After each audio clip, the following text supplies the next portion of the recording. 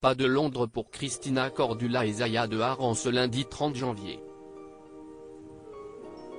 Les deux femmes n'ont pas rejoint Kate Middleton pour le lancement de sa campagne Kate's Shaping Us, même si l'animatrice des M6 aurait sûrement trouvé son costume pantalon rouge magnifique.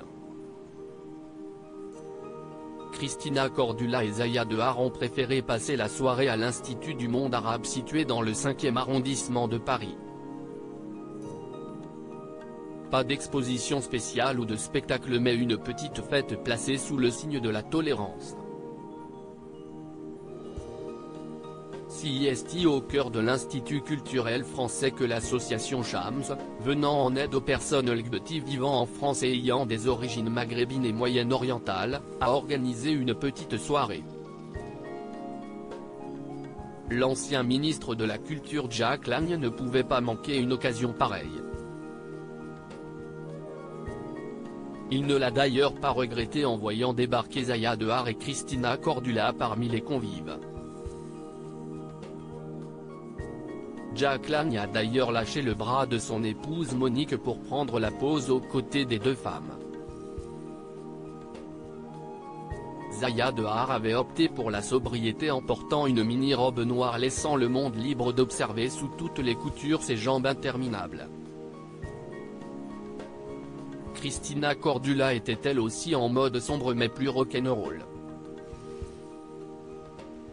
La papesse de la mode des M6 s'était choisi un look plus décontracté mais tout aussi chic, un pantalon assorti à un haut pailleté qu'elle avait recouvert d'un perfecto en cuir noir et ses éternels créoles. L'amour avant tout. Zaya Dehar et Christina Cordula n'étaient pas les seules stars de la soirée. Elles ont croisé la route de Yassine Chalal, fondateur de la marque de bijoux Carré dont l'absence de pièces genrées casse les codes.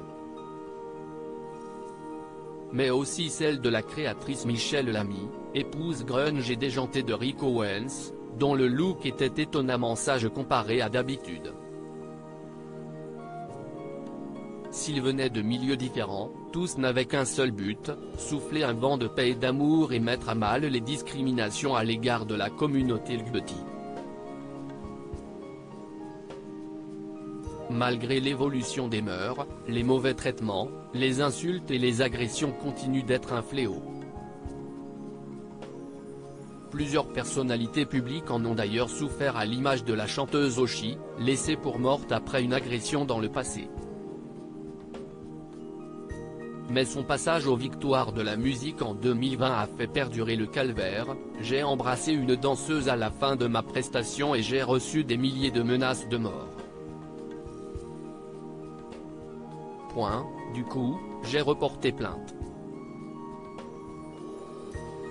Si est-il l'histoire de ma vie. Une triste vérité.